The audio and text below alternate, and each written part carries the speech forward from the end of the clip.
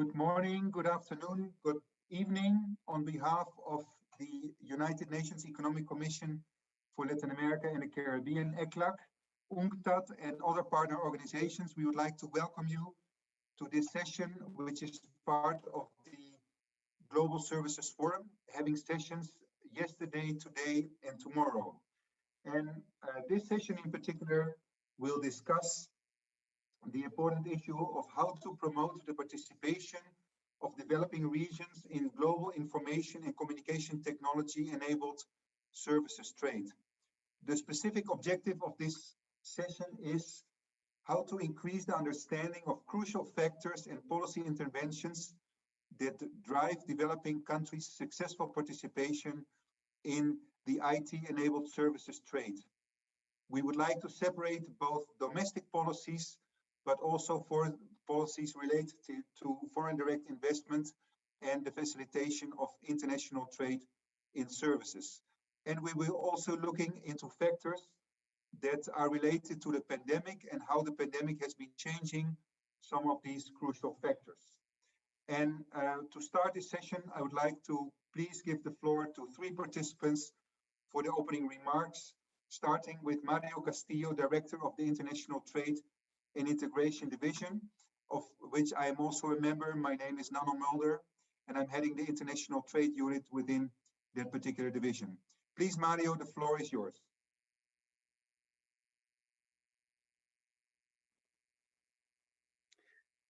Good morning and good afternoon, everybody. It's a pleasure to be on this opening.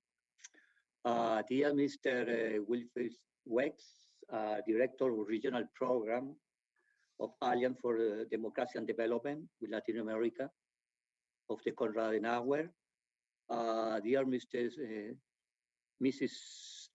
Jambes Remy, Director of the Trinidad Rampart Center at the University of West Indies, and distinguished member of the panel and other participants of this webinar.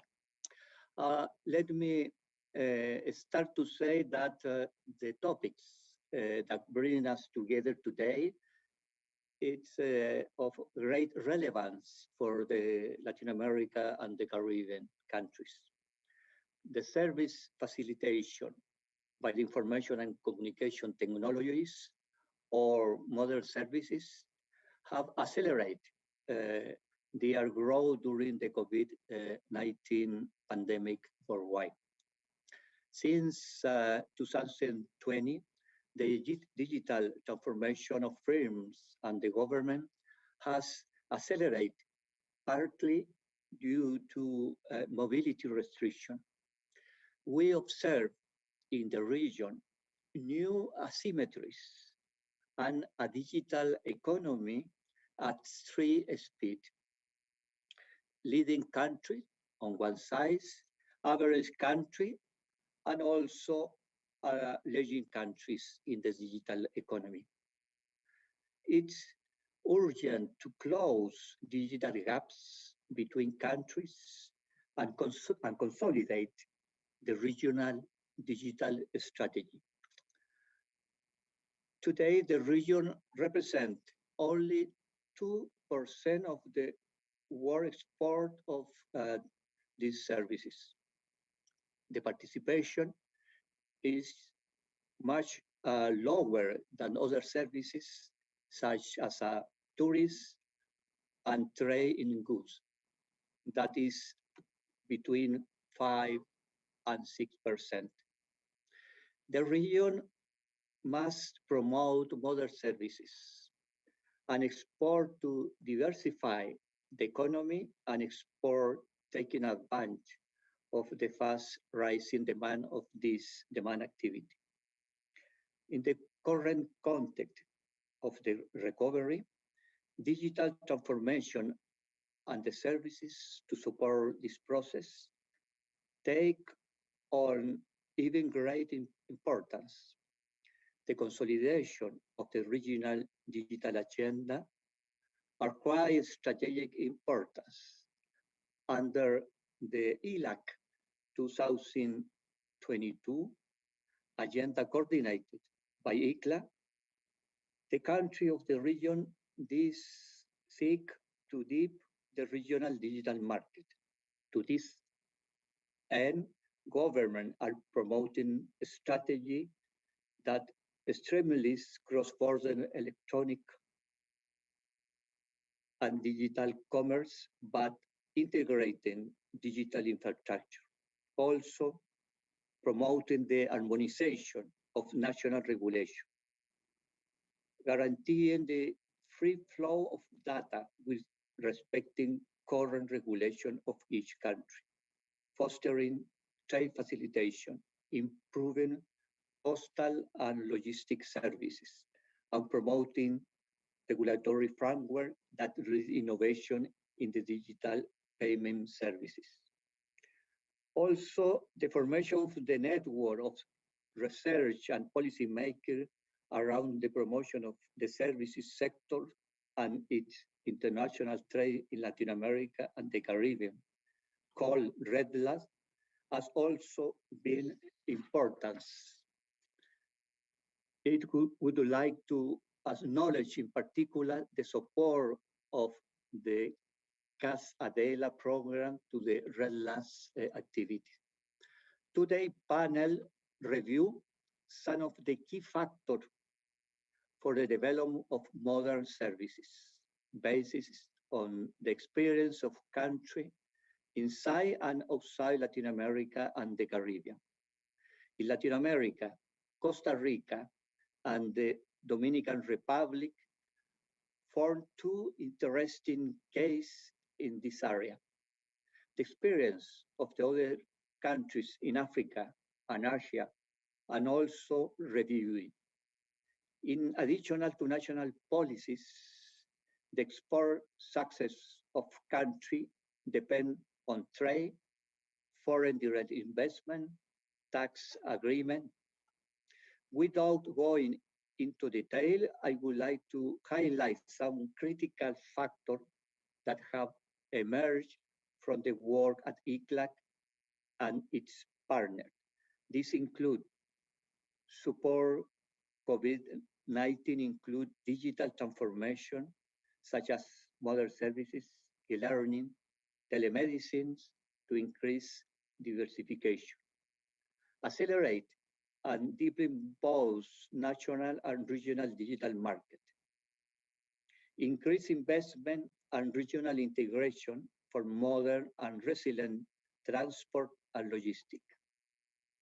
Invest in improving the skill and competence of the workforce to take advantage of the growing demand for modern services.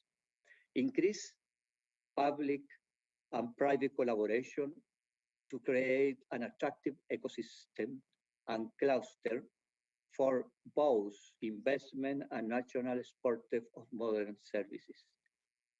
Harmonize the regulation of trade services in all countries. And finally, improve the measure of trade services and electronic commerce to better design, monitoring, and evaluate promotion policies of this sector.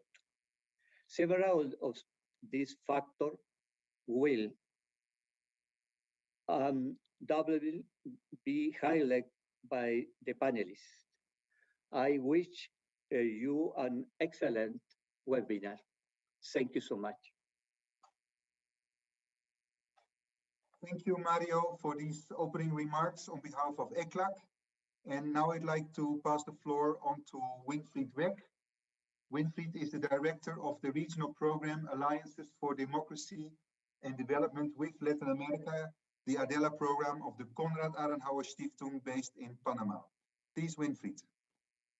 Muchas gracias, Nano. Ayer en el High Level Forum hablamos todos inglés, entonces voy a cambiar hoy al español.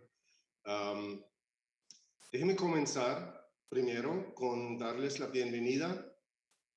Buenos días, buenas tardes a todo el mundo. Yo no quiero entrar en la temática, solamente quiero mencionar que estamos muy felices de estar aquí con UNCTAD, con REDLAS. Con REDLAS ya tenemos una larga historia, especialmente referido a la organización de los encuentros anuales de retlas, como con la CEPAL, ECLAC, y estamos muy orgullosos de tener esa cooperación. Yo solamente quiero mencionar una cosa. Acabo de leer que según el conocimiento actual de la paleontología, el ser humano necesitaba 1 millón de años, estimadamente 1 millón de años, entre usar las primeras herramientas y manejar el fuego. 1 millón de años. Yo comencé mi trabajo, mi vida profesional, hace 29 años como asesor para cooperación técnica y desarrollo en la sede central de nuestro Partido Demócrata Cristiano. Cuando yo hubiera recibido la invitación a esa conferencia con ese título, la participación, es tan difícil traducir, la participation of developing regions in global information and communications technology enabled services trade. Yo hubiera preguntado a todos mis colegas de qué se trata y nadie hubiera tenido ni idea. Esos son 29 años.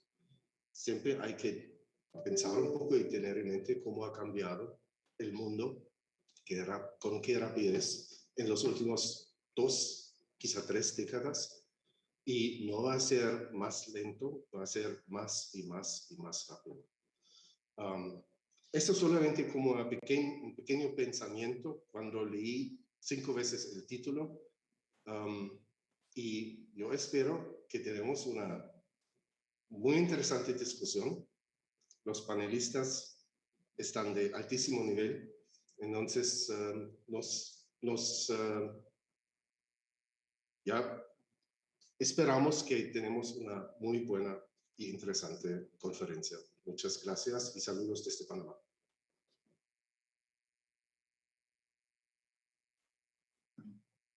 Thank you very much, Winfried, for these remarks. And indeed, this is a very timely session in a sense that these services have emerged in a very rapid, in a very short time. And as you said, 3 decades ago, we still didn't have the internet, or it emerged in the 1990s. So you're right, the world is changing very fast. Now I would like to give the floor to the 3rd member of the panel opening this webinar. And in particular, I would like to pass the floor on to Ms. Jean-Yves Remy. She's the director of the Sridhar Rampal Center for International Trade Law, Policy and Services of the University of the West Indies. Ms. Jean-Yves, the floor is yours. And thank you very much. All protocols having been observed, let me just say that on behalf of the SRC and more broadly the University of the West Indies, how pleased we are to be part of this forum. And before I hand over to the main event, which is the panelists, I just wanted to take advantage of this platform to say a few words about the role of the university and really highlight some of the issues confronting the Caribbean as we talk about this issue. So the Caribbean islands are services economies, and services account for around 65% of our GDP. Our import and export markets are dominated by transport and travel services, and to a lesser extent, recreational services and professional services. A recent ECLAC report explained that the Caribbean is losing market share, with the travel sector experiencing a 2.2% growth as opposed to global rates of 5.5%. And telecoms declined by 2.6%, where global exports actually rose by 21.6%. So the picture for the Caribbean, and I dare say Latin America perhaps, is one of an undiversified, stagnant services economy. So how do we pivot and transform our economies with the challenge and opportunities provided by ICT? The literature suggests that there are three main ways that ICT-enabled services can improve the Caribbean's export prospects. Traditional services can be enabled by the new technologies, so take our tourism product and splash some AI and digital platforms and virtual reality into it and create a new product. Second, we can talk about traditional goods being bundled with services as part of a new consumer offering. This is popularly called the servicification of trade. And third, there are entirely new services created by these technologies that never existed before. So platforms where we use to sell services and goods through streaming of music, transaction payments, these are all new services with their own independent value. Where does the Caribbean stand in this whole new economy?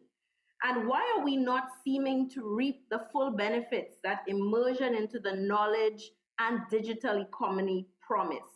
It's not because of lack of talent. I was on a panel yesterday with some of the young entrepreneurs that are leading the Caribbean in this field. What we collectively in that panel surmised is that we in the Caribbean are lacking the right enabling environment. And I'm anxious to hear from those economies like Costa Rica and the Dominican Republic of how they got their economic ecosystem regulatory framework correct. Some of the problems in the Caribbean relate to the fact that many of our ecosystems, aspects of our developmental sector for ICT are dominated still by outside interests.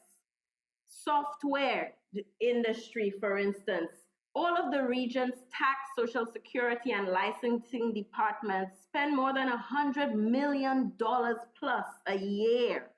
And all of this is being spent in order to buy the services of foreign suppliers. The telecom sector that remains largely unregulated can still charge extortionary rates that cannot support a truly developmental agenda for the region. Second, we lack the proper harmonized legislative and regulatory frameworks to protect our users, but also enhance the interoperability of ICT infrastructure across the Caribbean. Third, we lack the proper access to finance and credit. Some of the barriers that plague the successful integration of our export services are still the ones that plagued our services economy for a long time, such as lack of sector-specific regulations, lack of proper competition rules, outdated rules that prevent the free movement of persons, inadequate skills training, and innovative policies. In short, in my view, a revolution in the ICT-enabled services economy can only happen if we first treat with the domestic reforms that have to be put in place. And what can a university like the one I am part of do to enhance that ecosystem? We must prioritize education methods that teach our students how to contribute to the development agenda of the world they inhabit. Research that not only follows and studies the global trends, but also offers practical-oriented solutions, whether through a clinic that can help an MSME enter a new market, or through an innovative incubator lab that have proved so successful in many top-class universities around the world. So as I close, the task for this panel is monumental. I am looking for answers for the Caribbean of how the Caribbean and other small developing economies can position ourselves to take advantage of the international global value chains and services. How do we value the export potential of these services, and what is the added value of ICT? What kind of domestic reforms and international policies do we need for developing countries to participate fully in the ICT space? This morning, as we examine the factors and policy interventions driving developing countries like the Caribbean, I urge us to be deliberate and focused in our recommendations and interventions. Once again, thank you, and over to you, moderator. Thank you, Genevieve, for these very provocative but very honest remarks regarding the challenges the Caribbean and Latin America at large are facing to participate better in the IT-enabled services trade. And now I would like to pass the floor on to the moderator of our panel session, which is Mr. Tom Azopardi. He is a Bloomberg correspondent based here in Santiago, Chile. Tom, thank you so much again for having accepted the role of moderator, and the floor is yours. Okay, thank you very much, Nano, and thank you, Mario, Winfried, and Genevieve, for your remarks, and thank you everyone for joining us today on this panel. My name is Thomas Azopardi. I'm a special correspondent with Bloomberg Industry Group. As we have heard, the purpose of today's event is to examine the trade in information technology-enabled services, which have proved much more resilient to the pandemic than traditional services exports such as tourism and transport. However, developing regions are lagging behind in this rapidly growing trade in services, accounting for less than 1/4 of global ITES exports last year. So today we want to look at the experience of developing countries in facilitating modern service exports. What are the factors which explain their success? What are the main challenges holding them back? And what can countries do to emulate the frontrunners in terms of attracting foreign direct investment, developing the necessary skills in their population, supporting small and medium-sized enterprises, and putting in place the right regulatory framework? Also, what role have international agreements, free trade agreements, and double taxation treaties played in facilitating the development of this trade in services? To discuss these important issues, we have 4 global experts in the international trade in services. Joining us from San Jose, Costa Rica is Vanessa Gibson. She is Head of Investment Climate at the Costa Rican Investment Promotion Agency, CINDE. From the Dominican Republic, we have Elena Rosario, Director for Trade Policy at the Ministry of Industry, Trade and SMEs.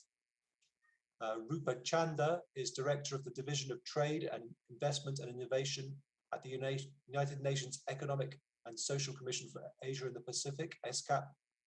And finally, we have Dipali Fernandez, is a researcher at the University of Zurich in Switzerland, who has advised developing countries on their trade policy. Okay, so during the time we have today, I'm going to put a couple of questions to each of the panelists, but there will be some time for questions from the audience at the end of the session. So if you have a question that you would like to put to the panelists, please send them to us via the chat facility in the over the platform. Thank you. So to start off our session, I'd like to put a question to you, Vanessa. Good morning. Good morning. So I want to ask, Costa Rica has been very successful in attracting foreign direct investment over the last 2 decades in order to develop a modern services export sector. In fact, in the decade to 2017, I read exports of modern services from Costa Rica grew more than 4-fold to almost $4.5 billion. So can you tell us a bit about how Costa Rica has achieved this astounding growth? So thank you very much for the question, and it's a pleasure to be here. So we started back in the early 80s with a strategy to attract foreign direct investment and to actually diversify the fundamentals of our economy that was actually based on agriculture economy. And by then, the decision of the country was to focus on what was not natural to Costa Rica, which was high tech. And in that regard, actually, we started back deciding on establishing a framework, which is the free trade zone regime that is a law in Costa Rica. It's a very straightforward tax regime incentive package that we offer to companies, and was very much aligned with what at that time was basically, tax exemption, corporate income tax, and so on. Actually, when we started back in the early 80s, this regime did not include services as an activity that were benefits. So it's not until around year 1998 when we had a couple breaking ground companies arrived to Costa Rica. Actually, 6 companies arrived to Costa Rica prior to that change, which were at that time Sykes that acquired an Acer operation. We had LLB doing back offices. We had also Amadeus, and we had Equifax, and Procter and Gamble arrived as well with the first shared services, along with Western Union. And at that time is when we decided, well, these companies will also require some some incentives to actually, start building up. And it's very interesting because by year 2000, even from our central bank, we did not have national accounts representing any other services out of tourism in our activity. So it was out of that 6 new companies that arrived that we start promoting services. What has been the opportunity for Costa Rica? It's talent. Actually, the service industry has grown significantly above all other industries in the country. Today, generating over 100,000 direct jobs in country. We are 2.5 million inhabitants in terms of our labor force, being the most dynamic sector right now generating jobs. And by the way, the strongest in terms of number of new projects and reinvestments to country. So CINDE has been able to attract almost 200 companies to Costa Rica at this point. Something that is very interesting for us, obviously, has been the challenge of keeping up those enabling factors that promotes, attracts, and retain these companies. One very interesting feature is that Costa Rica has been by far unsuccessful attracting companies that wants to use Spanish as their language. Actually, our 4 top languages that we are providing services out of the country are English, and on top of English, Portuguese, French, and German today. So we are considered a multilingual corporate service hub, which actually on the side of investment climate is very interesting because now we have to enforce the communication from the industries to government and other stakeholders in order to really create the right conditions in country. And obviously, much of that initiative and much of that strength of transformation drives through our talent development strategy. So we have to become a multilingual site because of the type of services. Costa Rica is known for being a very specialized service provider as well. So sophistication of processes is actually constant. So nowadays, the mix of talent requirements of skills and knowledge that companies are seeking in Costa Rica is part to the transformation of digital transformation, of disruptive technology. So we started back then with customer support, which we no longer have. And now we are pretty much in the face of companies growing significantly on data scientists, high computing engineering, etc. Because the strategy of the companies in Costa Rica so far has been to attract first-phased transactional processes, but very fast. In over between 2 to 3 years, companies transform and start attracting more sophisticated, higher value-added processes. So talent has to be, matching to those requirements. In the last 2 years, obviously, things has changed significantly for us. Pandemia, basically, as in every other case, has just, bring all these enabling needs and gaps upfront and very much intensive in terms of how much we need to change because Costa Rica has seen actually the highest growth of investment and talent demand in the last year. We are now conceived by many of our companies as a business continuity site. So now they are transferring more operations to Costa Rica to balance their risk around the globe. And this has basically just stressed a little bit more at the fact that we're still not a bilingual location. We're still striving to become a multilingual. So, the efforts on talent development is even more intensified in the last 18 months. We are actually working with several organizations, being CINDE, a non-for-profit organization, working with directly with the government, Ministry of Labor, Ministry of Education, and so on, because right now we're seeing actually a higher rate of growth expected this year in terms of talent demand in our country based on these expectations of growth that the companies has. Connectivity definitely has been an opportunity as well as a challenge. We had to turn around more than 180 companies last year to have fully work from home settled. So it was a very interesting time for us. We were able, many companies in 3 days was able to transfer 100% of their workforce to work from home. And this has actually paid off for us in the sense, as I said earlier, now we're seen as a very stable, resilient location where they're actually expecting to continue to grow and actually balance this risk that they have globally. So now working with government in order to get better connectivity in even extended rural areas, because work from anywhere has become a natural sense for us here in Costa Rica. So we are getting not just the employees of companies moving out to different areas, but also talent coming from abroad to establish here and also work from anywhere from Costa Rica. So connectivity is another major challenge that we are facing.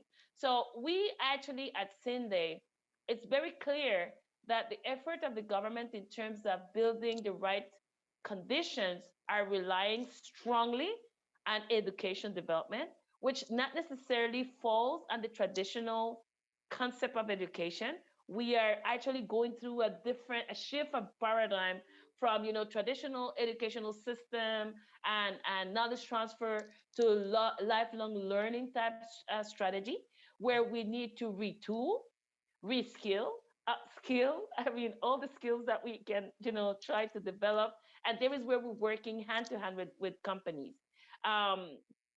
For us, it has been traditional to work with the companies and actually connect with government.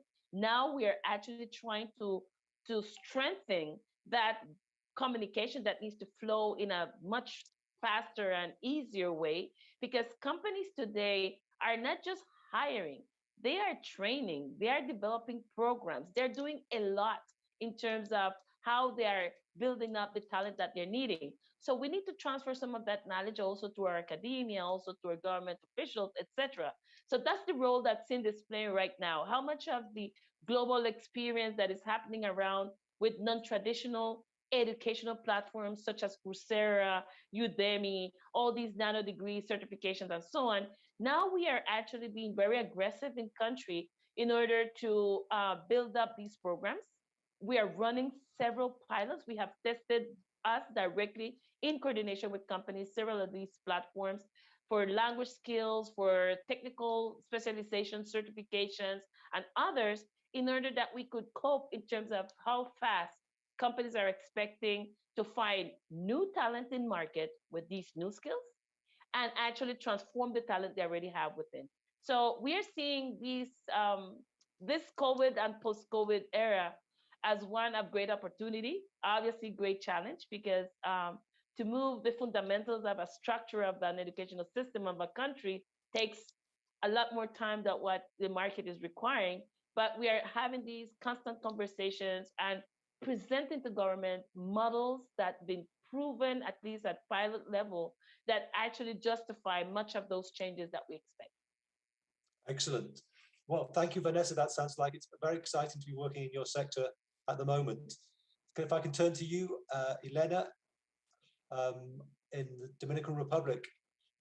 In May this year, the government of the Dominican Republic launched the country's first national strategy for modern service exports. So could you tell us some of the main elements of this strategy and what the country hopes to achieve with the development of this strategy?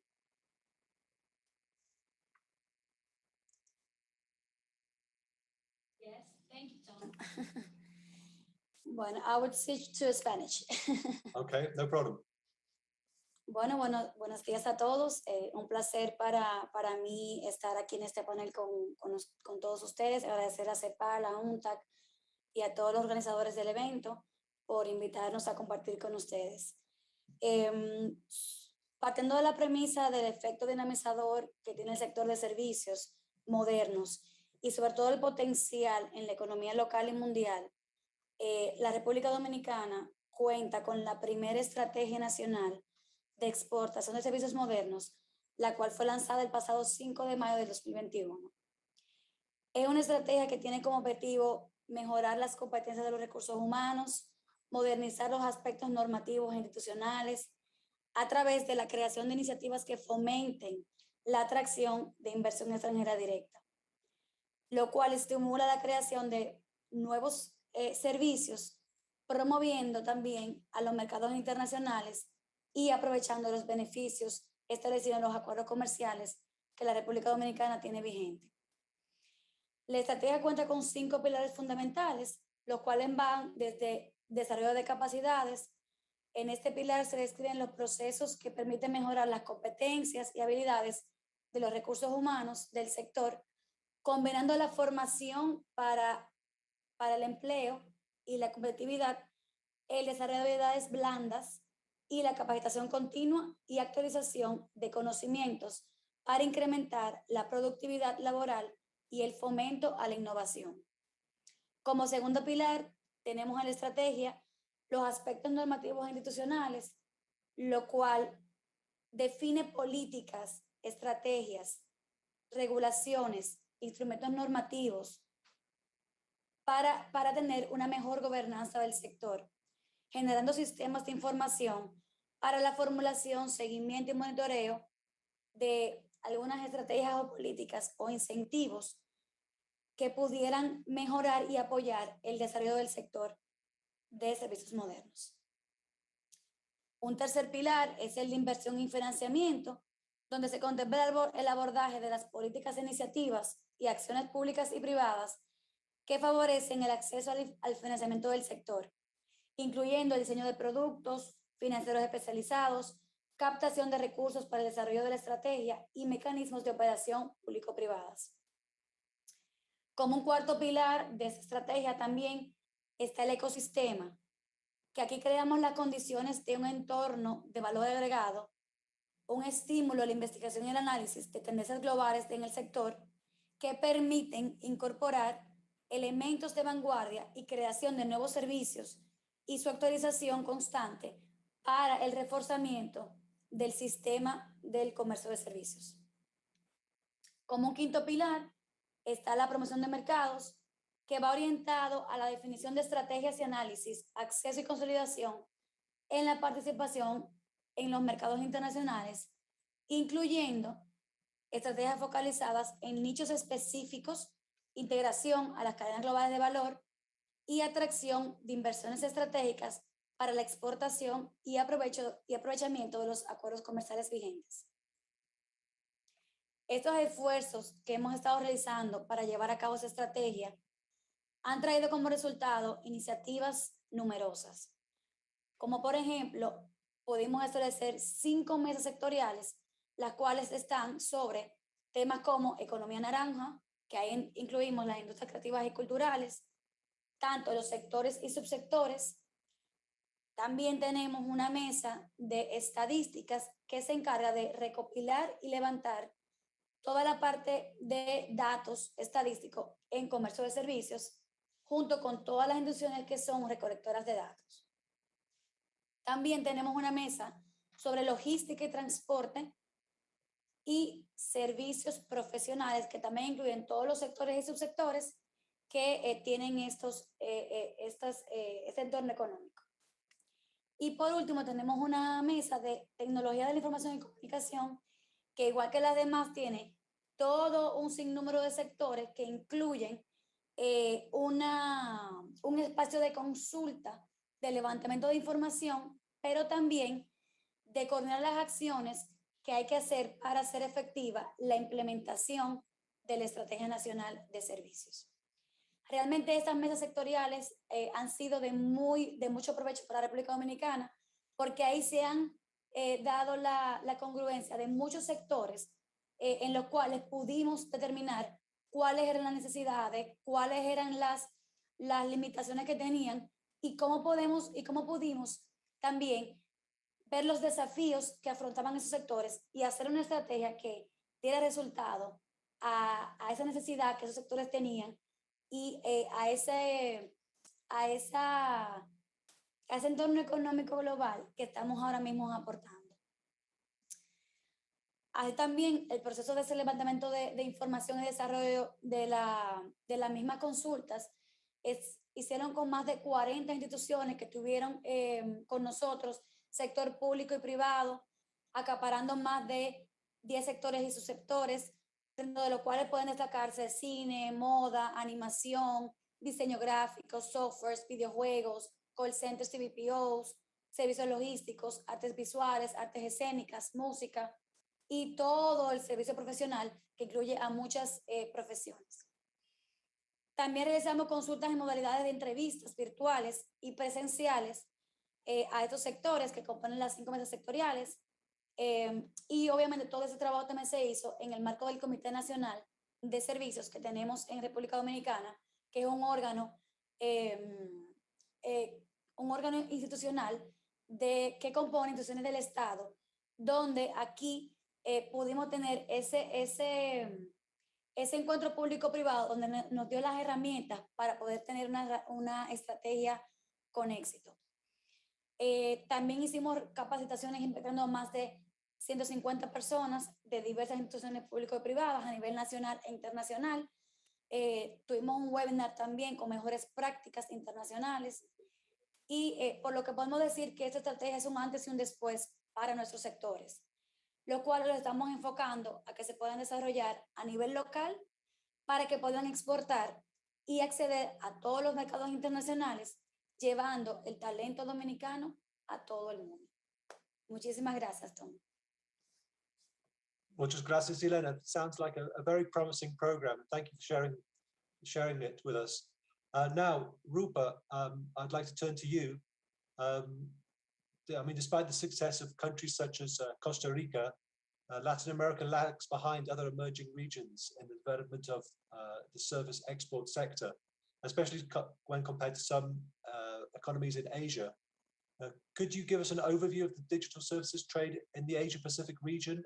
Not only who are the main players, but also what are the key factors in developing the sector and what role governments have played in facilitating its growth? Thank you very much. And I thank the organizers for giving me this opportunity. Yeah, so if you look at the Asia-Pacific region, actually it is the most dominant region among the developing countries. Just to give some statistics, if you take the sub-regions of East, Southeast, and Central and South Asia together, they account for $700 billion worth of digital services exports, or 97% of developing countries' exports, and 21% of global exports in 2019. These are UNCTAD statistics. And within that, if you look at ICT services exports, they're $576 billion in 2018. And that's a huge increase from where they were at the beginning of the 2000s. So really, they are the dominant player, as you've mentioned. And of course, there are certain countries like India, China, Philippines, which are really the major players within this, India and China in particular. What's interesting, actually, is the heterogeneity within the Asia Pacific. And one of the things I wanted to highlight is that there is space in this sector for a variety of countries to participate. And this is based on a study that I recently did of 6 selected economies in Asia Pacific, which are very different. So I had India, China, Philippines, Indonesia, Mongolia, and Fiji, to kind of capture a variety of countries in terms of, landlocked countries, Pacific Island countries, and so on. And of course, the scale of exports for these 6 countries was very different, but I think they really capture the essence of this kind of export that provides opportunities for a wide range of developing countries. So now, if you look at, for instance, the scale for India, right, we are talking about close to $200 billion. But you look at a small country like Fiji, you're just sitting at some $46 million, but even then it's significant because it's creating employment. In terms of the composition also of the basket of exports, it's quite different. So for India, it's really all through the spectrum. So you have business, professional, computer information services, financial services, call center, and then you're also getting into value-added sort of services. When you look at Philippines, you have animation, healthcare outsourcing. So, they're leveraging certain strengths that they have. China's is a very different case. So I'll just give you some specifics. I think it will highlight very clearly how countries can engage in this area. One other very important thing to recognize is ICT services are sort of two-way. For most countries, we'll be seeing that both exports are growing and imports are also growing. So there's a very strong connection between imports actually facilitating exports and imports of certain kinds of services like business and professional services. It's extremely important, I think, to be open. And so this is also a message that countries need to get, that you can't take the mercantilist sort of approach that a surplus is good and so on, because you might need imports to facilitate the exports. Now, so let me give you a sense of the profile. So for instance, take India. As I was saying, you have financial engineering, R&D, market research, etc. But then you also have emerging areas like AI and automation. There's also a clear shift towards startup-based exports in areas like edutech services, homegrown digital enterprises, which are actually acquiring overseas entities and diversifying into other digital services, expanding their subscriber base in overseas markets. So we are kind of seeing, in this country at least, a shift from call center and routine BPO services to more knowledge-intensive sort of applications of digital services. In Philippines, as I mentioned, we're seeing a range. You're seeing animation, game development, medical transcription, engineering, design, back office in the accountancy services. They're very strong in that area. So India and Philippines, I would say, are deriving their competitiveness from things like skill availability, their cost advantage, and niche in certain services. China is a very interesting example because actually China is not competitive in the services space. It's actually competitive in the manufacturing space, but it's leveraging its manufacturing competitiveness to actually give digitally basically embedded services. It's a servicification kind of exports that we are seeing in China. So its strength in digital exports is coming from cross-border exchange and processing of data, and the growth of its digital economy in general, because China is one of the biggest digital economies today, competing with the US, and growth of digital trade, which is e-commerce. So basically, its ICT services exports are to some extent piggybacking on the growth in e-commerce and its manufacturing trade. So that's a very interesting sort of space, because China is different, I think, in that respect from the other sort of traditional ICT services exporters. The other interesting thing with China is it's an exporter of capital even in this space. So, you find Alibaba, for instance, is the largest shareholder in Paytm, which is India's largest mobile payment service. And financial has minority stakes in digital payment services in many countries in the region. So basically, you can also think in the GATS sort of framework that Mode 3, which is the export of capital, the investment part, it's an exporter of services through investments. And that's again actually enabling its e-commerce trade in the region. It's investing in startups and various digital technology platforms in the region, and those in turn are leading to regional exports by those countries. So that's another very interesting dynamic. Then when one looks at a country like Mongolia, what's very interesting, it's a small country, doesn't have a huge amount of manpower, but it has a lot of talent in science, engineering, mathematics. And you have Japanese and Korean companies which are actually interested in this market. They're using the small market there to try out pilots. They're testing applications there. And some of the entrepreneurs there are actually using that expertise to then export to other regional markets. So Kazakhstan, for instance, Turkmenistan. So this is something that came out from primary discussions in Mongolia, that actually they are serving as a test case, and they are using that learning experience to become regional exporters for other landlocked countries with very similar sorts of geography. Fiji is, of course, more of a traditional sort of digital services exporter. It's call centers, back office services, mainly for Australia and New Zealand, but it's strategically located. So they're also trying to get into the markets in North America because of their position, the time zone advantage. Ms. Rupa, apologies for interrupting, but could you please speak a little bit for the interpreters? Sure. Thank you. Okay. So now let me talk about the enablers and constraints. So it's actually very similar to what the previous speakers have mentioned, because if I look at it across the experiences of these different countries, I would say there are 4 broad pillars which are enablers, or the absence of which is a constraint. So there's human capital and related aspects of skills and expertise. Second is telecommunications and digital infrastructure more broadly, and various aspects which capture digital readiness. Third is the innovation and entrepreneurial environment, like the presence of digital enterprises, startup culture, R&D activity. And fourth is the business environment. It's overall sort of ease of doing business, but it's also about regulations specific to e-commerce, data protection laws, data localization, and so on, digital taxation. So it's these four. So if we look at each of these pillars, I think the interesting thing that came out from this study is that no one pillar is sufficient. You have to have certain thresholds, but most probably I would say human capital, the skills and talent part, and on the other hand, the business and regulatory environment, these are probably the most important things without which a country cannot really enter into this area. So if we take the human capital part, so some countries are basically leveraging scale, like India, and the cost advantage that comes with it. Some are looking at specific skills. So what emerges very clearly is that, many countries are just lacking the domain knowledge and the very specific sort of expertise that this changing, technology are requiring. So they're not able to keep up to date. Even a country like India is falling short in terms of skills and expertise in some of these emerging domains. Some countries, of course, just don't have the scale. So that's an inhibiting factor. On the digital infrastructure part, it is actually, of course, the basic part is connectivity, bandwidth, and so on. But it also goes beyond that. It's about the quality of it. And it's also about things like data storage. So, with countries coming in with data localization and those kinds of policies, having low cost data storage and data servers which are efficient becomes very important. So I think one of the things that I learned from the study is that you need to think beyond just, what is available in quantity terms. It's both a quality issue, and then there are many emerging things within that pillar. So in this case, in digital infrastructure, it's about data servers, for instance. That's something that's still not so much on the radar of countries.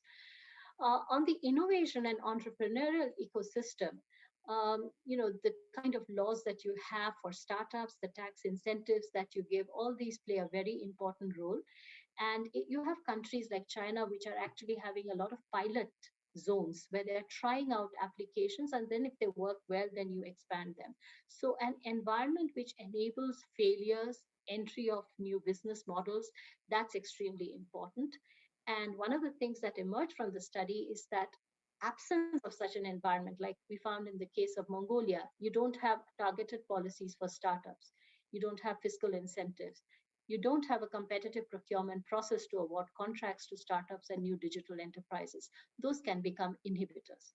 And finally, on the ecosystem, I think this is where actually a lot more work needs to be done, because it's, as I said, not just about ease of doing business, it's the importance of transparency in regulations, ease of data transfers, open trade and investment regime, and supporting investments. And this is where a lot of countries are actually still evolving. Some of them don't really even have legislation. They just have some pending bills. So this is something that could potentially, if not done well, could potentially undermine the opportunities that are there, especially for the upcoming digital enterprises. There are also many other enabling sort of factors like soft factors, mindset, behavior, adaptability. There are issues of, how MSMEs can integrate and the access to finance. So there are a whole range of other things which are also enablers, or lack of which are constraints. Now, finally, let me just talk about the role of government. So because, it's both certain inherent things that countries may have enable them to participate, but there are also acquired advantages. And so governments really do play a very important role. So if one looks at the evidence on what governments are doing in this region, largely they're very facilitative. Most of them have some sort of national strategies or roadmaps to develop the digital economy, to expand telecom infrastructure and connectivity, and so on. But I think where there seem to be gaps and more needs to be done, for instance, in the area of human capital, I think still not enough seems to be there in terms of looking at cognitive skills, the softer sort of skill sets that are needed in this changing technology world, or adapting the curriculum, or coming up with some sort of innovative or very focused and targeted skill-oriented programs. Those don't seem to be there. Rather, very long-term sort of education policy changes seem to be more the way governments seem to be approaching it. And I don't think that would work given the fast pace at which technology is changing and the kinds of skills that are required in ICT services trade. On the regulatory side, I would say the picture is very mixed. Governments are focusing on reducing regulatory burden and compliance costs, but on issues like data transfers, data localization, digital tax, I think the trend, at least in Asia Pacific, is more protectionist. This could potentially affect ICT services exports in future, especially financial related, data transfer related exports. It could force MNCs to have to redesign their technical infrastructure and co-locate servers in host country data centers, which would mean fragmenting operations, leading to higher costs. It could hurt startups, it could hurt scalability. So I think a lot more work needs to be done on this, and there is a need to discuss like what kind of data is sensitive, what needs to be localized, what can be easily transferred across borders, thresholds on taxation. So really overall, I think the message is that there is room for a variety of countries to participate, but government has to play a very important role, and it's like a complex ecosystem with 4 very important pillars that have to be supporting ICT services trade. I'll stop there. Okay, excellent. Thank you, Rupa. That was fascinating. Interesting to see the variety of experiences of countries in Asia in developing modern export services. I want to turn to you now, Deepali. You've advised several countries about exporting services. Could you share some of your observations on developing countries and information technology enabled services exports, drawing on examples from Africa? Thank you, Tom, and thank you to UNCTAD and ECLAC for this invitation to participate in this panel discussion. I'm not an expert on Africa, but I'll try and draw on my experiences working with SADC and COMESA and other countries in the region. Okay. So, yeah. So the first thing is, basically, we all know, as Rupa mentioned, of the importance of IT-enabled services for developing countries. And to me, post-COVID and the technological developments that have followed as well, this has now been leapfrogged a lot more into the future. And I think this sector, to me at least, will be an extremely crucial one, something that has been reflected by various speakers today as well in the opening statements. In terms of Africa specifically, the government, the private sector, telecom growth are 3 factors which have actually contributed to a growth in services exports. So as of 2019, I think it was about 6 to 10% of total services exports were linked to ICT technologies for most African economies on an average. The fastest growing sectors related to this are trade and retail, financial services, and healthcare. And these 3 industries have basically driven the growth of the, Pan-African is a bit of a generic term, but in bits and pieces throughout Africa, the BPM and IT enabled services industry. So for instance, if we look at banking and finance, you have the demand for IT enabled services like data management and storage, security, customer services, and investment into the fintech sector has surpassed other sectors, tech-related sectors, since 2016. Telecommunication is another area which, in the case of Africa, especially mobile telephone communications, has been a big success story, as we all know, in sub-Saharan Africa, because the number of mobile phone subscriber bases rose 6% of total population in 2004. From there, it rose to 44% in 2018. This, in turn, has fueled demand for IT-enabled services such as financial services, commercial transactions, just retail buying and selling using your mobile phone, so on and so forth. Healthcare is the 3rd sector, and here you find IT-enabled services linked to information systems, data centers, and customer support. So the countries that have focused on building up their capacity nationally and also to attract multinational corporations are basically Egypt, Ghana, Kenya, Madagascar, Mauritius, Morocco, Nigeria, and South Africa. Some of their business is linked to what has been outsourced from global clients, given the linguistic commonalities in the case of, for instance, Morocco with France or Madagascar with France, and also a very favorable time zone for the European Union, the United States, and the United Kingdoms. What does this mean structurally? Structurally, you see what you would consider thriving outsourcing industries in Mauritius, Morocco, and South Africa. And you also see a fast-growing ecosystem of technological parks, innovation hubs, and support infrastructure in Kenya, Nigeria, and Ghana, to name a few. Again, as we know, for IT-enabled services and developing countries, one of the key factors are essentially internet connectivity and ICT infrastructure. And if we look at both these indicators, in the case of Africa, outside of mobile phone penetration, internet penetration in Africa has been low compared to other regions, in particular Asia. But mobile phone penetration internet penetration has been extremely high across the continent. And a recent IT report in 2019 pointed out that Africa has the fastest growing mobile economy in the world. So there is a big potential over here, as it also links to other areas like e-commerce, financial transactions, so on and so forth.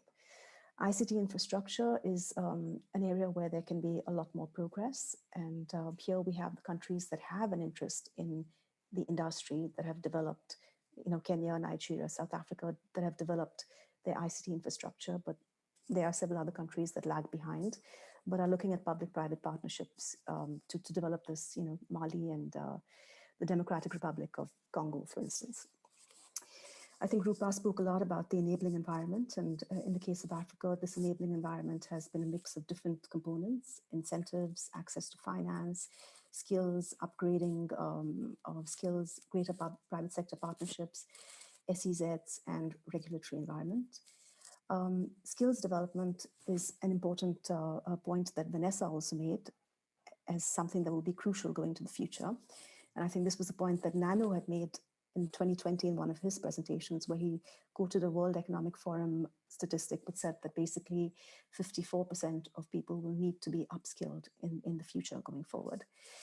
And an interesting example within the Pan-African context out here is a project implemented by the African Development Bank and Microsoft called Coding for Employment, which currently involves 5 countries: Kenya, Rwanda, Senegal, Cote d'Ivoire, and Nigeria.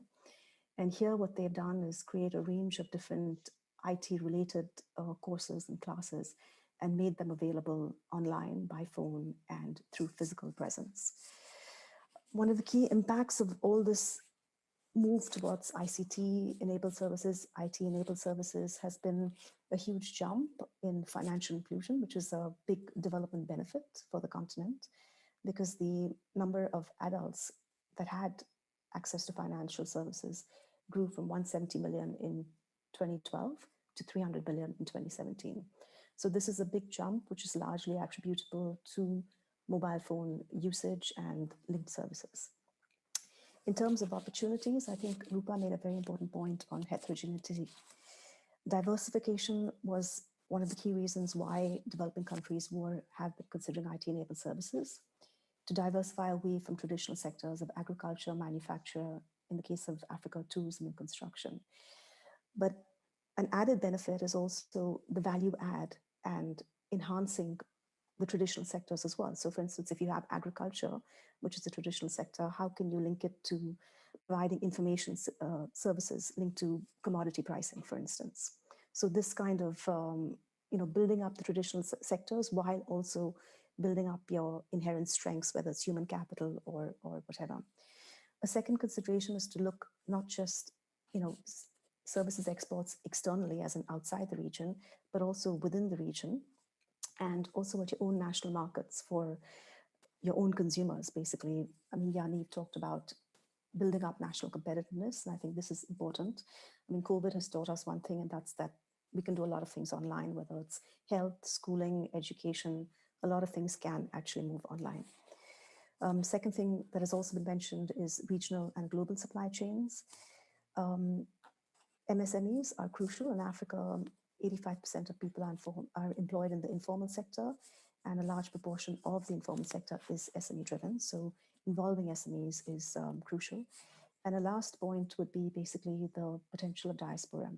One of the key factors in the success of the Indian IT sector was basically the Indian diaspora who came back with investment, who came back with technological transfers, skills, so on and so forth. Africa has a very highly qualified diaspora that resides outside the country, and it will be important to leverage that diaspora for investment, for skills contributions, for a range of different areas, whether physically or even virtually. I'll stop here. Thank you so much. Excellent. Thank you. Thank you very much, Dipali. That's very interesting, and sounds like there are huge opportunities in Africa in the development of modern services exports. Can I turn back to you now, Vanessa? We touched on this in your first answer about the effect of the global COVID-19 pandemic on the service export sector in Costa Rica. But obviously, this has taken the COVID-19 pandemic has taken the importance of the internet to a new level for many people. What are you looking at? Is Costa Rica looking at new opportunities in the export of modern services now in this? We're moving beyond the post-pandemic. Yes, certainly. I think, as I previously said, we have this wave of that we think it's a wave. Actually, it's the wave of the positioning of the country as a safe location. So business continuity is bringing more business, and not just the traditional processes that we have at these companies, but nowadays more and more sophisticated. So with that in mind, we are planning and actually understanding how companies are actually rethinking their global strategy. So, companies are rethinking their business model. They are reshaping the way they are entering markets.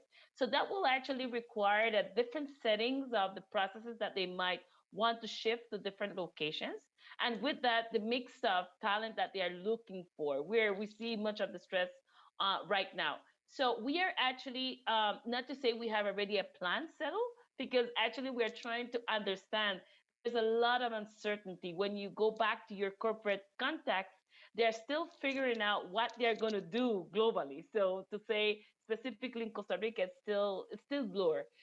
So what we're doing is actually going also reading out what's the signaling that we are finding in the markets towards technology, towards knowledge, towards different areas, how companies in broad industries are approaching, and also taking advantage. I think in the region, there's this new wave of a strategy of the nearshoring, right? Of activities that might seem in the most of the cases related to manufacturing, but we have seen over time that when you promote manufacturing, simultaneously you're bringing also services operations and high level services, engineering based, et cetera. So building up on what we're seeing abroad, we have several, and it's actually a very interesting feature that we've been experiencing. Aside from corporate services, Costa Rica has been, I would say, successful as well in attracting medical device manufacturing and also what we call advanced manufacturing. And right now, they are now one of our biggest opportunities, because these companies in the manufacturing sector are also diversifying, are also building up their digital strategy globally, and it's actually using their existing platforms or existing locations to now start doing a little bit more of engineering and a little bit more of design and etc. So we are following a little bit those trends, which, as I said earlier, the challenge is that there's nothing clear out there right now. Even though consultants and so on are still hesitant in terms of aligning where we're going. But for sure, we have some good examples internally. And just based on the opportunity that we have to work with the companies that are already there from different industries and sectors, has helped us actually to figure out, I would say, some initial first steps in terms of engaging more aggressively, not just to work with, for example, our local academia, but nowadays for us, we have to diversify. We have to go out and start working with academia abroad and working with non-traditional academic platforms, etc., because things are happening so quickly, as we know. So in this point in time, where we are trying to target our efforts and basically the impact of this COVID and all this transformation is actually rethinking the fundamentals of the enabling factors that the country offers. So it's all, for example, tax exemptions and tax incentives. Probably not. There's a lot of discussion either way. This huge discussion abroad with the minimum tax and all that is building up a lot of momentum. But then we're going to have to rethink our capacity of building up incentives that are non-traditional in our case, which might fall away from the our traditional tax exemption regime. And most of it obviously linked with the talent development strategy that we definitely has to have. Costa Rica is just 5.1 million people. So, size, yes, that's matter in our case because our market tend to be saturated every so often with the number of jobs that are arriving with the specific skills that are needed today. And companies are being, as I said also earlier, very innovative in the way that they are training and retooling people. So we have a lot to learn directly from companies and also translate that to the rest of the economy. So there is where we are right now. I think, yes, the pandemic will put us somewhere very different that we planned 2019.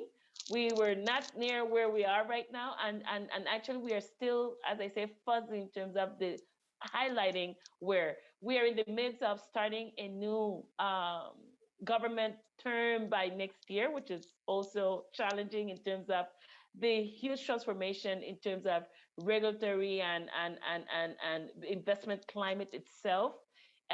So we definitely need to be very sensitive of signaling reading, of following through, understanding directly the needs of companies. Nowadays, talking directly to companies is the safest strategy that you can have, and also working with them to find solutions to major problems. Okay, great. Well, it sounds like the pandemic has changed everything in our lives, and we still haven't worked out where things are going to look like afterwards. So I understand the challenges you're facing. Great. Elena, I wanted to ask you about in the Dominican Republic. You've already had some significant success developing exports from the creative sector, particularly in the film industry. I was interested to read that as far back as the second Godfather film was partly filmed in the Dominican Republic. So can you tell us what lessons can be drawn from your creative industry for other sectors, other service export sectors?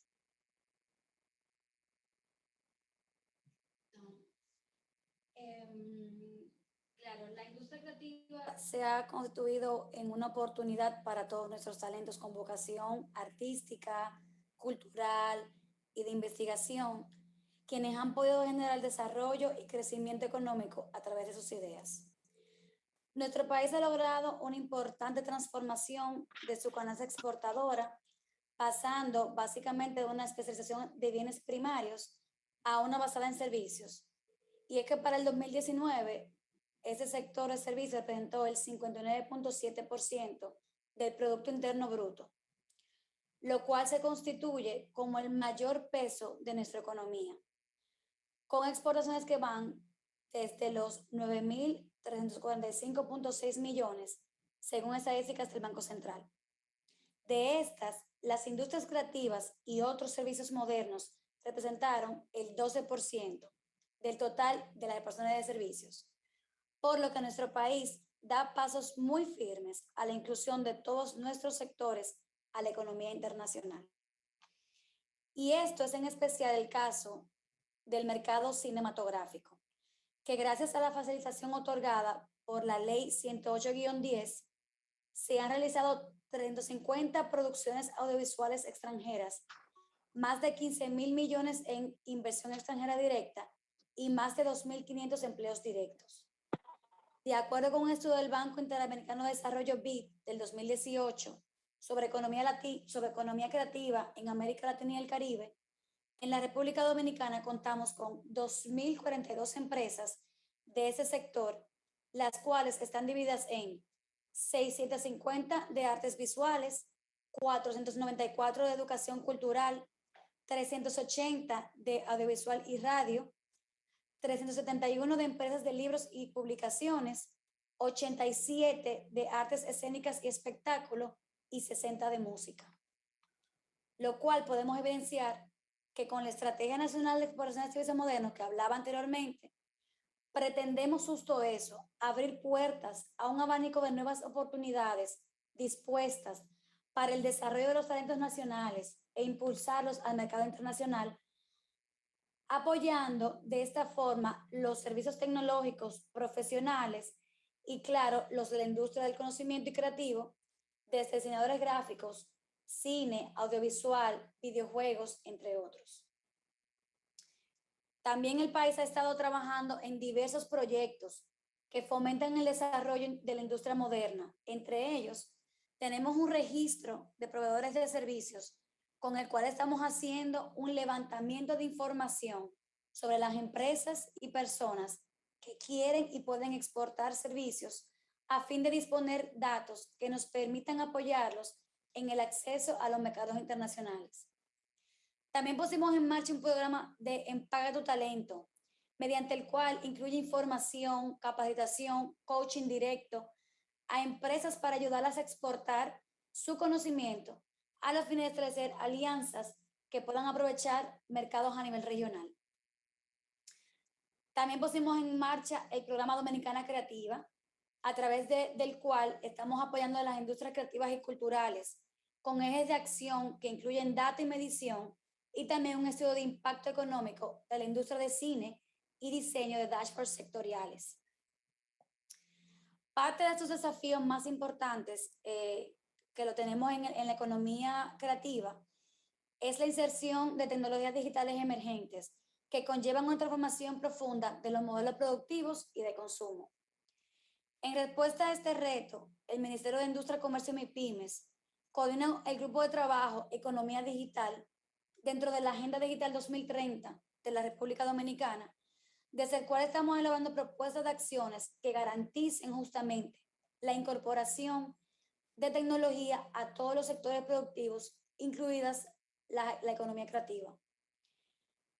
Y obviamente esto en conjunto con los esfuerzos de fomento y promoción de los servicios modernos y muy específicamente de las industrias creativas y culturales.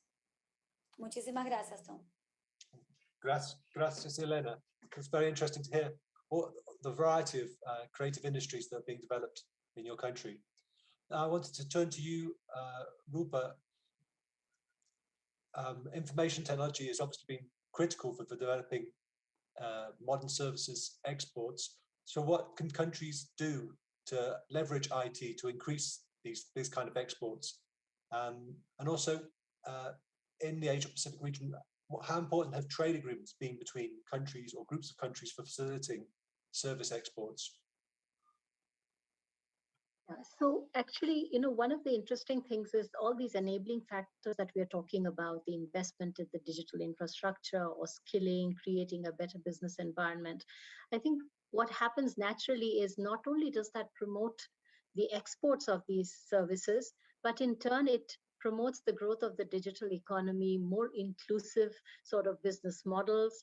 It helps startups. So the sort of spillover, the tangible, intangible, direct, indirect, there are just so many spillover development benefits that can come from the growth of this industry. And that's really what the governments need to try and leverage. If you just look at some of the sorts of gains that countries can make out of this, one is obviously directly employment. I mean, you see the direct employment in the sector, but there's a huge amount of indirect employment in all the supporting sort of activities that go with the ICT-enabled services thing. And you're talking about range of skills, talking about real estate, catering, hospitality, maintenance, hardware, and so on. So, and there's a lot of evidence out there, at least for the Asian economies. I'm more familiar with the Indian case, for instance. If you're talking of, say, 4 million people being employed directly in the industry, some 10 million people are employed indirectly through all these supporting activities. Then in terms of the use of this infrastructure that's created, these entrepreneurs who come up as a result of this business, in terms of connecting to remote areas, bringing products to customers in different parts of the country. So I was looking at the case of Indonesia and how the growth of these digital enterprises, which are exporters in the regional market, but then they're also linking up with suppliers in remote parts of the country, which is so spread across so many islands. And they're basically enabling market inclusion and geographic convergence. So, there are these, and then this infrastructure, of course, can render itself to things like financial inclusion, access to education, health, government services. So the point is really that for governments to recognize this sort of synergy between the what should I say, the growth of the digital economy and the spillover sort of public good and social good benefits that can come from it, along with the exports that can be generated from that. Of course, there are challenges because, we know about the digital divide issues and, that certain sorts of people with skill sets or MSMEs and so on might be left out, but this is not inevitable. So it really is a question of how governments are able to spread digital awareness, how much they can provide access to digital infrastructure across geography, income, age groups, gender, social strata, and across types of businesses to small businesses. I think it's that perspective that governments need to have. And it's also a question of how well they're able to integrate the adoption of digital technologies, basically in different sectors of the economy. Dipali gave the example of agriculture, right? How you can actually use the digital platforms to inform farmers regarding commodity prices. And there are so many such examples of how you can actually utilize the digital technologies that are enabling the ICT services exports to improve efficiency in public utilities, for instance, in the agricultural sector, the healthcare sector. I'll just give an example. Take telemedicine exports. Okay, so a lot of corporate hospitals are doing that. Now you can say it creates a digital divide between the affluent urban population and the foreign patients who are coming if it's exports. But you can use the same infrastructure through a PPP mode. You can actually tie up these corporate hospitals with remote areas. I've seen a few of such hospitals who are actually doing this, and they're able to serve poor people in, provide the basic diagnostics and so on. So it's really a question of how we integrate the ICT services related ecosystem with the rest of the economy. Now, coming to your question on trade agreements, I think because this is really a very tricky area, I would say, because in the multilateral trading system, we are making no progress. And increasingly, the regional trade agreements and the plurilaterals are kind of taking over this domain. But even there, if you look at the RTAs, for instance, you really have a whole range. You have those which have standalone e-commerce chapters. They're looking at digital rights management and CPTPP sort, and then you have the much looser ones like RCEP in this area has some commitments on data flows, but it has so many exemptions to these commitments. Its digital trade chapter is exempt from the dispute settlement chapter, so effectively how enforceable are the commitments, we don't know. So going ahead, I think it will be important to keep 5 things in mind in trade agreements. Because interoperability of digital systems, frameworks, standards is going to be critical for businesses. And what we are seeing today is different countries are adopting different sorts of standards. This is not workable for global businesses. And it's going to be very difficult for the small enterprises also, because they'll not be able to integrate with the larger companies. So what are the things we need to keep in mind? I don't think I have a solution as to what trade agreements can deliver, but they certainly need to keep in mind access by small businesses in trade. They have to look at ease of data flows. I think we need some conversation regarding what kind of data flows need to be restricted for national security or consumer privacy. What are those principles? I think it's an agreement on principles that we need. Digital tariffs, because the moratorium on e-commerce. So I think this is an issue that has to be resolved in the plurilateral context and then maybe scalable multilaterally. But there are key holdout countries like mine, India. Digital financial services, I think the commitments on digital financial services are crucial because they underpin a lot of the transactions that are going to happen in ICT trade.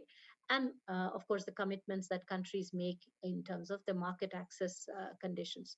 So I think RTAs should focus for now in terms of just cooperation, exchange of information, and trying to arrive at some sort of standardization of frameworks. And this is where I think they need to involve the companies It cannot be just a government to government dialogue. What was just said, talking to industry, understanding its concerns, understanding what should be those thresholds for which businesses, beyond what turnover level taxation would apply. OECD is doing some work. I think there's a lot more dialogue that's required. It's a very sensitive area, and unfortunately, I don't see it progressing very quickly in the near term. I think it's going to be difficult because you have big countries, dominant players in this area. China has a very different position. It's going to be hard to bring them to the table. So I will not even try to attempt to say, but these are the things that must be taken into consideration in the RTAs.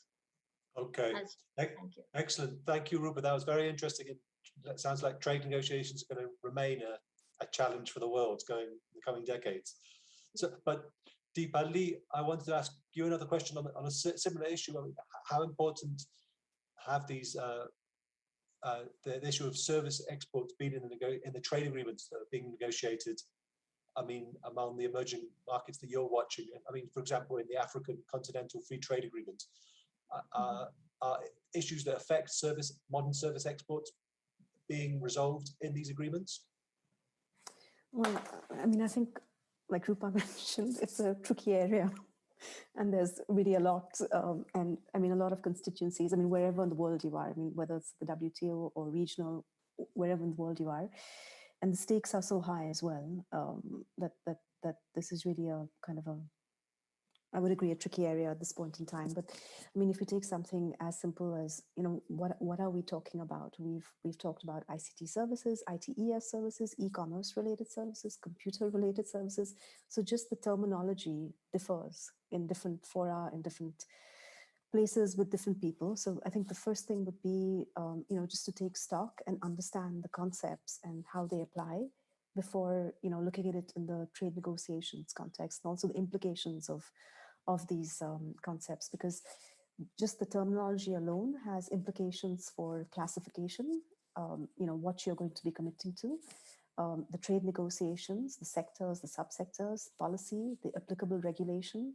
So the impact when you come to the actual negotiation side of things is actually quite big. So there is a need to, I think, one, understand what we're dealing with. Secondly, I think there needs to be a certain degree of coherence, because right now you have disciplines on both at the WTO and at the regional level with the ACFTA context, disciplines on e-commerce under discussion. You also have potentially disciplines on domestic regulation in trade and services under discussion. So there needs to be a certain degree of coherence between the different discussions within the WTO or within the ACFTA, and then again within the regionals and the multilateral, so ACFTA and WTO, because you have the same membership basically, and there's a overlap. And I would say the same thing of any RTA in any region. I think another area is we always talked in the context of IT-enabled services, we always talked about modal interlinkages, and we said mode 1, which is cross-border services, is how ITES is traded, and that's closely linked to mode 3, which is investment, and closely linked to mode 4. Do we now need to revisit and look at what these implications are, not just from a trade negotiation perspective, but also from a trade policy perspective, to understand post-COVID and with newer technologies, what does this mean exactly? A second area is in terms of labor movement. You have, a certain degree, at least in the past, of IT-enabled services was linked to movement of people who move to perform contract jobs, experts, so on and so forth. So how does that sit in with the commitments being made on mode 4, which is movement of people, and also, for instance, in the ACFTA context, you have a freedom of movement protocol. So how do these trade agreements and the movement of people protocols sit together is another thing. And innovation, I mean, we have, big data, blockchain, artificial intelligence, all with huge transformational potential on our lives and specific services subsectors, healthcare, agriculture, education, and government services. But what does that mean in terms of trade policy and trade negotiations? In terms of technology transfer, in terms of what we're negotiating on again. How does it change the object of what we're negotiating exactly? And then in the ACFTA context, I mean, again, speaking as an observer, an external observer, I mean, I think the ACFTA offers a big opportunity to the region. And things are moving very fast over there. I mean, the trade and services agreement was concluded. There have been several rounds of negotiations that are underway. There are 5 priority sectors, out of which 3 are linked directly to IT-enabled services, business services, telecommunication communication services, and finance. And I understand that both an e-commerce protocol on digital trade is under discussion, and or negotiations will be initiated, and the same thing for investment as well. And there also talks about setting up a pan-regional payment mechanism for the region, which would be important as well. And I think there's a pilot that will start in Western Africa, from what I understand. So there's a lot that's happening, and there things are moving fast. But I would agree with Rupa, the whole discussion on the negotiation aspect is a bit tricky at this point in time. Okay, excellent. Thank you, Dipali. That was very interesting, and sounds like it's a dynamic but a tricky, sensitive issue to discuss here. Thank you very much to all our panelists, to Vanessa, Elena, Rupa, and Dipali, for sharing your insights on this fascinating topic. I feel we've covered a lot of ground, from Costa Rica to Fiji, and from human resources to world trade negotiations. It seems like there's a great deal that countries in very different parts of the world can learn from each other about how to take advantage of this growing trade in modern services. And so thank you everybody for your time in participating and listening to our panel today.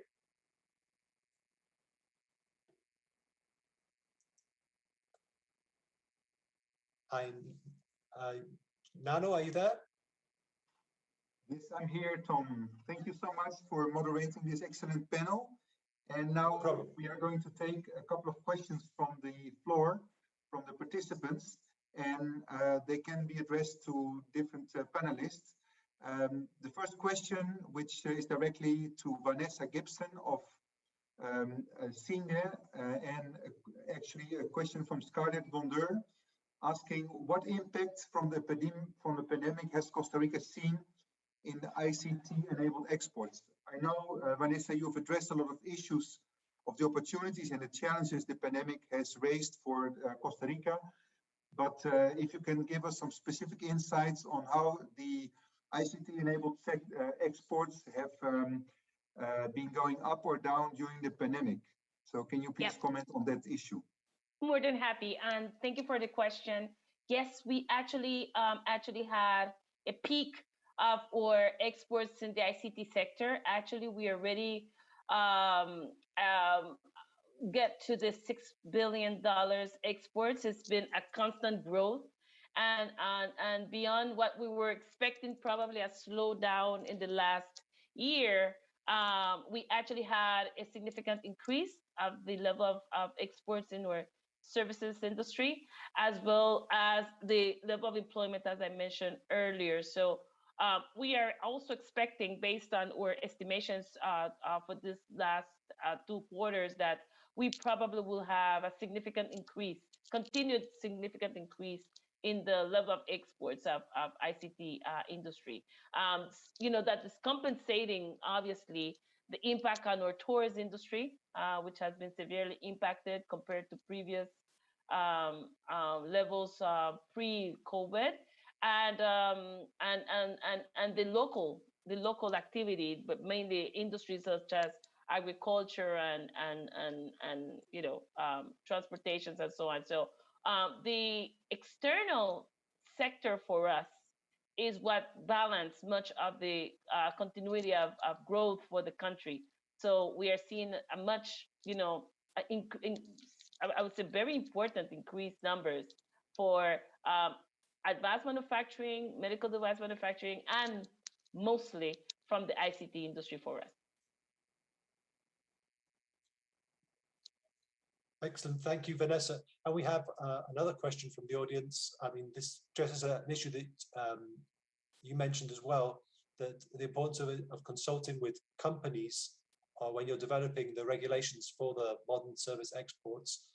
Do you also consult with civil society organizations, such as consumer groups or privacy advocates, about the new regulations that you're developing?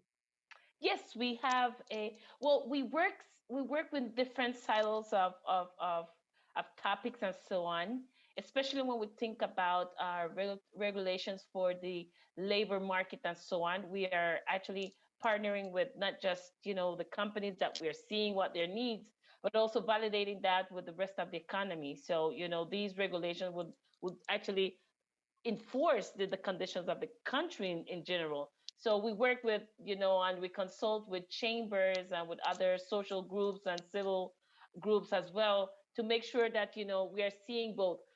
Sometimes what is the challenge is that probably the trade and investment sectors goes a little faster than our local economy. So many of these changes are a little bit disruptive for some of them, especially when we talk about labor changes, talent development changes significantly. There's a huge gap between what the local market is needing or expecting from what we are needing on the other side of the industry. Okay, excellent, thank you.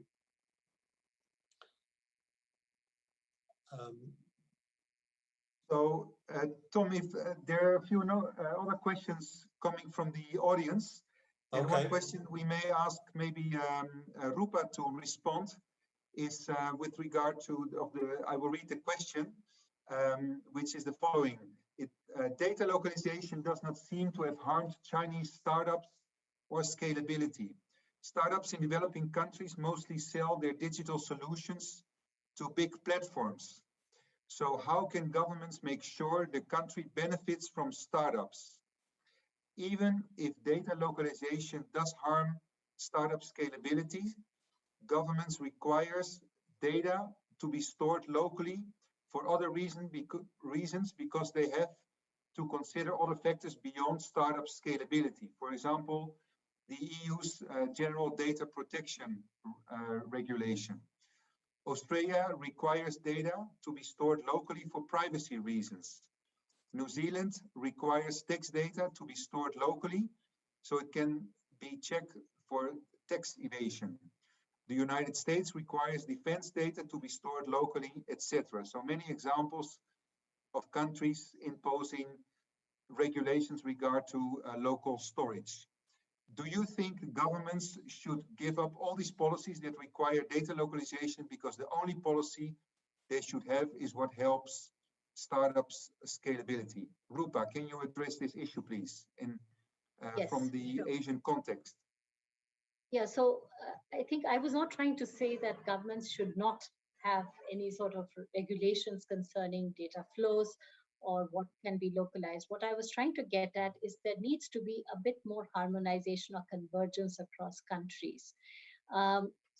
Because today businesses are very global, and you do have smaller businesses who have tie-ups with the larger ones. So it becomes difficult if you have so many countries with so many different standards. So the principles of localization, of what is classified as sensitive data. So what I was trying to get at, we need to have some understanding, or maybe another way of doing it is to have what is called regulatory assurance between companies. Maybe not always go at it from a government to government point of view in terms of matching of legislations, which will not happen.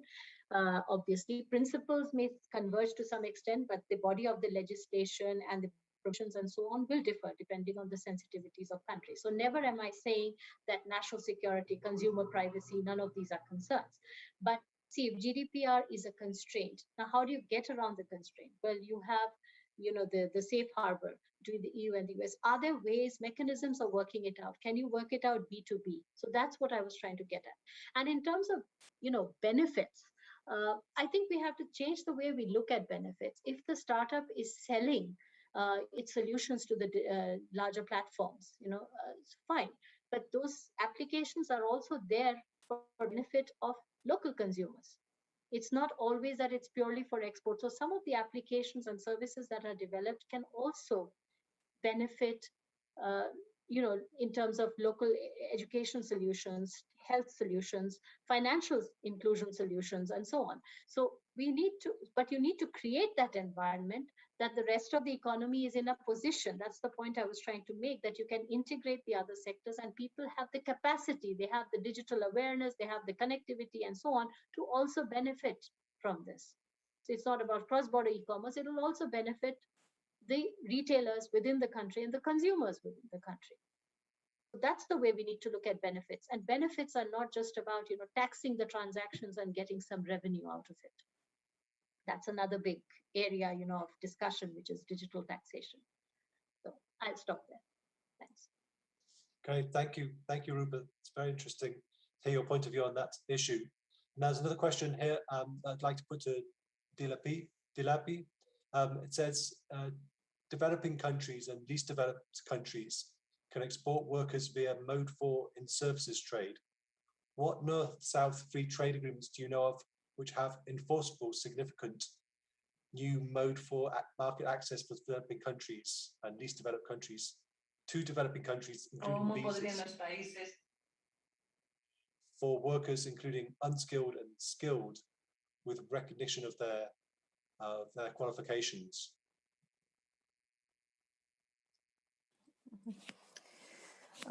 Yep.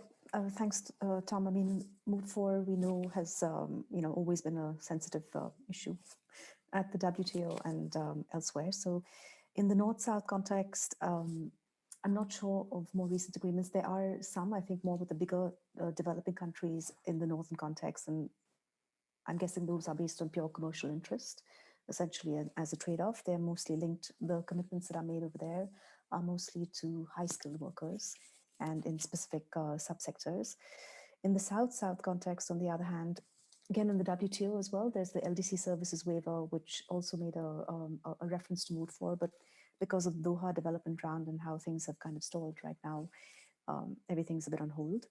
In the South-South context, we have, for instance, again, within the African context, you have both COMESA as well as the ACFTA have a standalone freedom of movement protocol, which is not at this point in time directly linked with the trade agreement.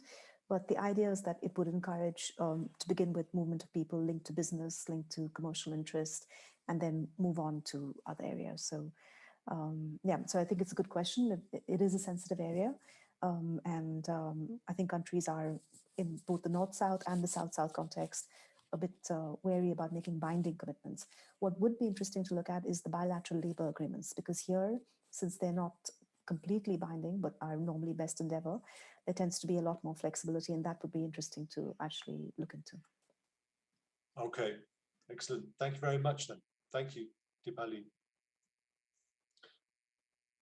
So that seems to bring the end to the questions from the audience. Thank you for all the questions from the people who've been listening to the panel, and I'd like to, and it brings to the end our panel today on developing modern service exports from developing countries. I'd like to thank all the participants today, Vanessa, Elena, Rupa, and Dipali, and well, thank you very much for the opportunity to participate in this panel today.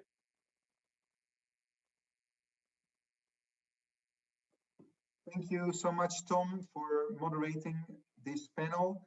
And in the agenda, just this, to close this webinar, we are still within time. I would just address some closing remarks on the main takeaways of this session.